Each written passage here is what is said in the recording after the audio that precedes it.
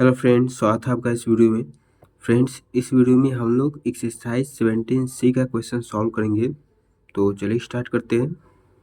देखिए 22 में है the sum of all angles of a quadrilateral is. Quadrilateral के सभी एंगल का सम कितना होता है ये आपको बताना है। तो देखिए क्वाड्रिलेटरल मतलब कि 4 साइड, ठीक है। तो ये क्वाड्रिलेटरल कहलाएगा क्योंकि इसमें 4 साइड है, 1 2 3 4। जिसका भी 4 साइड होगा तो उसको क्वाड्रिलेटरल बोलते हैं। तो क्वाड्रिलेटरल के चारों एंगल का जो सम होता है वो 360 डिग्री होता है। तो 360 सी में है तो सी ऑप्शन सही हो जाएगा। फिर 23 में देखिए, in the given figure A B parallel to C D. A B जो है सी डी के पैरेलल है। Angle O A B equal to 150 degree. O A B 150 degree है। Angle O C D 120 degree. O C D ये 120 degree है। Then angle ए ओ सी ये वाला angle आपको बताना है। तो देखिए ये पहले थोड़ा डायग्राम बना लेते हैं, उसके बाद इसको सॉल्व करेंगे। कुछ इस प्रकार से है, ये 150 डिग्री, ए ओ सी ये 120 डिग्री, ये बी और ये डी, ठीक है। तो इसमें बोला है कि ए बी जो है सी डी के पैरेलल है, तो एक और पैरेलल लाइन यहाँ से बीच से बनाते हैं, ठीक है। ऐसे पैरेलल लाइन बना लेंगे। इसको भी थोड़ा सा आगे बढ़ा देते हैं, इसको भी थोड़ा सा आगे बढ़ा देते हैं, ठीक है। अब देखिए जब भी दो पैरेलल लाइन को एक ट्रांसवर्सल लाइन काटती है तो क्या होता है, अल्टरनेट इंटीरियर एंगल इक्वल होता है। तो अल्टरनेट इंटीरियर एंगल कौन कौन सा होगा, देखिए इस वाले लाइन और इस वाले लाइन की बात करेंगे, और ये ट्रांसवर्सल लाइन है तो अल्टरनेट इंटीरियर एंगल होगा ये और ये और ये और ये दोनों अल्टरनेट इंटीरियर एंगल होगा।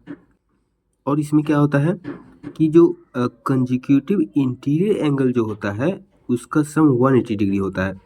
तो इंटीरियर एंगल तो ये चारों इंटीरियर एंगल है, लेकिन कंजिक्यूटिव इंटीरियर एंगल किसको बोलते हैं, एक साइड का इंटीरियर एंगल को कंजिक्यूटिव इंटीरियर एंगल बोलते हैं। तो ये वाला और ये वाला ये दोनों एंगल कंजिक्यूटिव इंटीरियर एंगल होगा क्योंकि ये दोनों एक ही साइड का है, ठीक है। तो इन दोनों का सम कितना होगा, 180 डिग्री होगा। तो ये 150 है तो इसका कितना होगा, 30 डिग्री होगा, क्योंकि इन दोनों को मिला के 180 डिग्री होना चाहिए, ठीक है।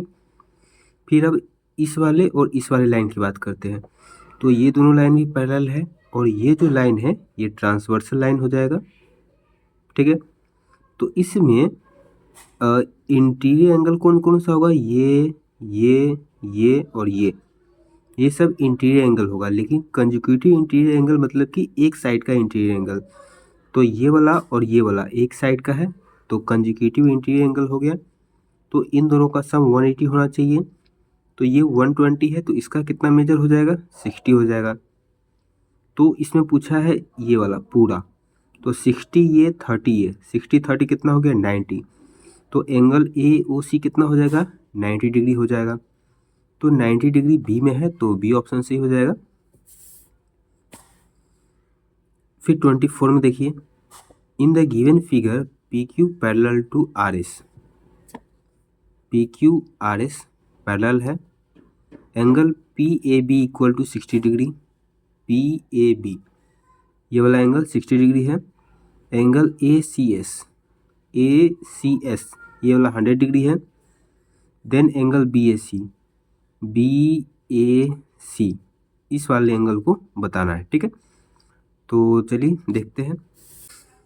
तो इसमें देखिए पी क्यू और आर एस ये दोनों पैरेलल लाइन है, ठीक है। तो ये जो ए सी लाइन है ये ट्रांसवर्सल का काम कर रहा है। देखिए ये और ये दोनों पैरेलल लाइन है, ए सी ऐसे है तो ए सी जो है ये ट्रांसवर्सल का काम कर रहा है। तो जब भी दो पैरेलल लाइन से एक ट्रांसवर्सल लाइन गुजरता है तो अल्टरनेट इंटीरियर एंगल इक्वल होता है।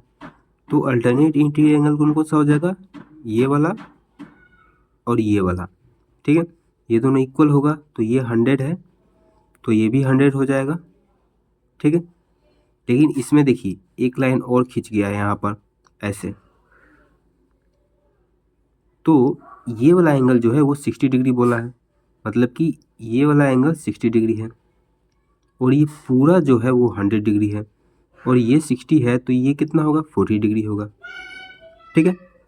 इसमें क्या पूछा है, एंगल बी ए सी, तो ये कितना हो जाएगा, 40 डिग्री। तो 40 डिग्री ए में है तो ए ऑप्शन सी हो जाएगा। फिर 25 में देखिए, in the given figure A B parallel C D, A B parallel C D, A B C D parallel है और parallel E F, E F मतलब कि ये तीनों लाइन एक दूसरे के पैरेलल है, ठीक है। Angle A B G 110 degree, A B G ये वाला angle 110 degree, angle G C D, G C D ये वाला angle 100 degree and angle B G C, angle B G C ये वाला angle x degree, then x equal to, तो x का value बताना है, ठीक है। तो चलिए इसको सॉल्व करते हैं, पहले एक बार रफ ड्रॉ करते हैं उसके बाद इसको सॉल्व करेंगे ऐसे।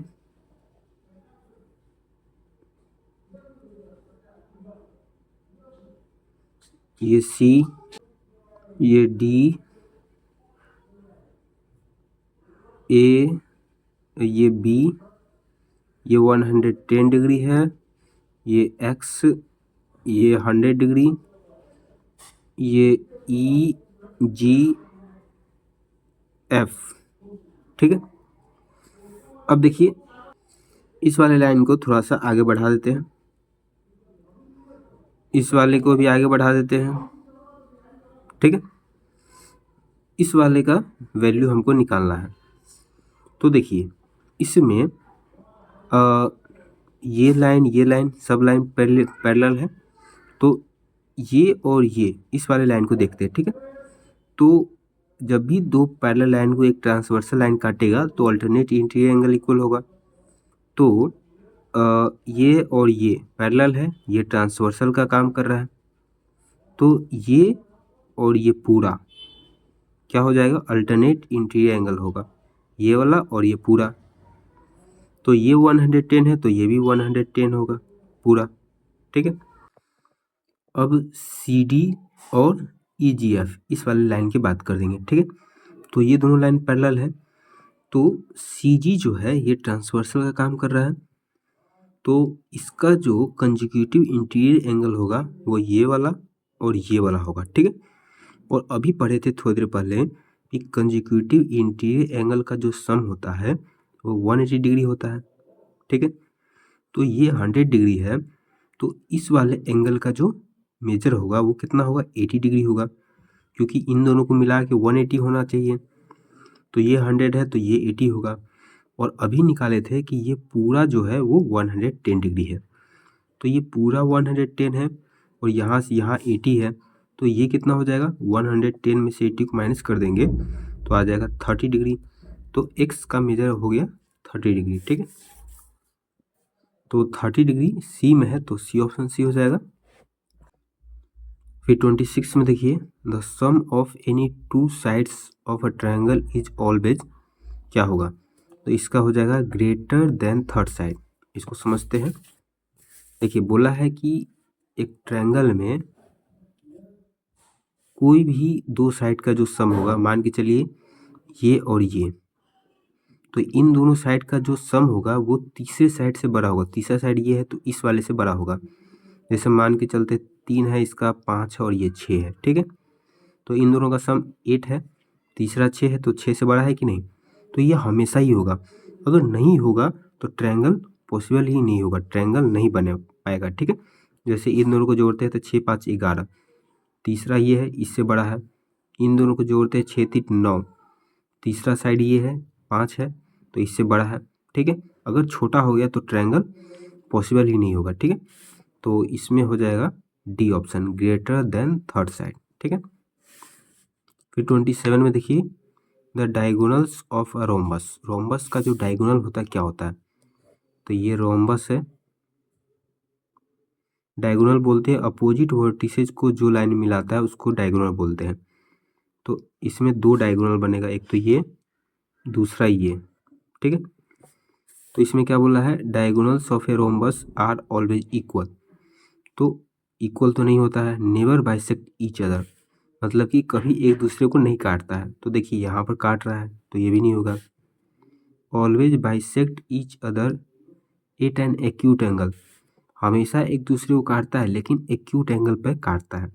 एक्यूट एंगल मतलब कि 0 डिग्री से बड़ा और 90 डिग्री से छोटा, ठीक है, उसको एक्यूट एंगल बोलते हैं।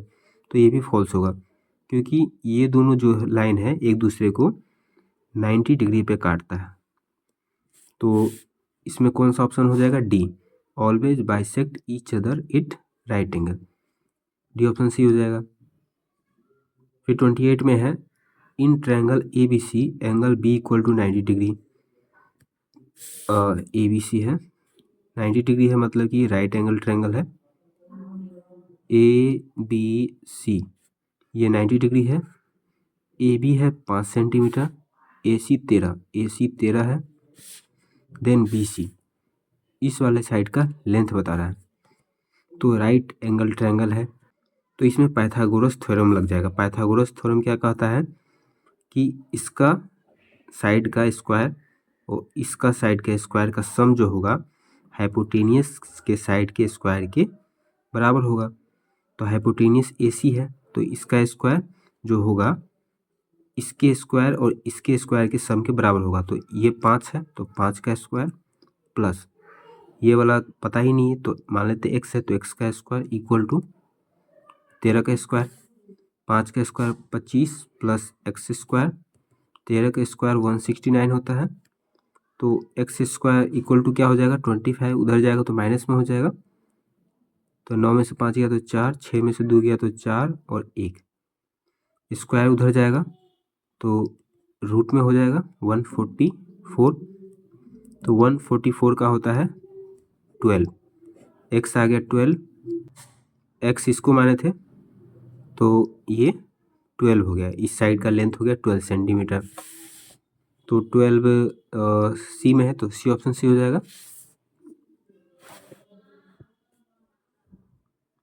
फिर 29 में देखिए in triangle A B C it is given that angle B equal to 37 degree, angle C equal to 29 degree, then angle A equal to, angle A बताना है। तो ट्रायंगल के तीनों एंगल का जो सम होता है वो 180 डिग्री होता है, ठीक है। तीनों एंगल का जो सम होगा वो 180 डिग्री होगा। इसमें दो एंगल दे दिया है 37 और 29, 37 और 29, तो 7 7 14, 2 16, 6 हासिल 1, 3 2 5 1 6। तो दो एंगल का जो सम है वो 66 है, तीनों मिला के 180 होना चाहिए। तो 66 को 180 में से माइनस कर देंगे, 10 में से 6 गया तो 4, 7 में से 6 गया तो 1 और ये 114 डिग्री। तीसरा एंगल जो होगा वो 114 डिग्री का होगा, ठीक है। तो 114 सी में है तो सी ऑप्शन सी हो जाएगा। तीसरा बचा क्या है, एंगल ए, तो एंगल ए का मेजर हो गया 114 डिग्री, ठीक है। फिर है the angles of a triangle are in the ratio 2, ratio 3, ratio 7। Triangle के एंगल का रेशियो दे दिया 2, ratio 3, ratio 7। The measure of the largest angle is, सबसे बड़े एंगल का मेजर बताना है, ठीक है। तो देखिए तीनों एंगल का जो सम होता है वो 180 डिग्री होता है। यहाँ दे दिया है 2, 3, 7, तो पता नहीं है तो मान लेंगे ये 2x है, 3x है और 7x है। तो सबको ऐड करने पर 2x, 3x, 7x सबको ऐड करने पर आएगा 180 डिग्री। तो 3 to 5, 5 7 12, 12x equal to 180 degree, x equal to हो जाएगा 180/12, कट जाएगा 12 कम 12, 12 पंचे 60, ठीक है। 15 बार में कट जाएगा तो x का वैल्यू आ गया 15। इसमें बोला है कि सबसे बड़ा एंगल, तो सबसे बड़ा 7x हो जाएगा। तो रेशियो में सबसे बड़ा 7x है, तो यही सबसे बड़ा होगा एंगल में। तो 7x का वैल्यू निकालते हैं, तो 7 इंटू एक्स, एक्स है 15, तो 15 सत्ते 105। तो 105 जो है सबसे बड़ा एंगल है, 105 सी में है, तो सी ऑप्शन सही हो जाएगा।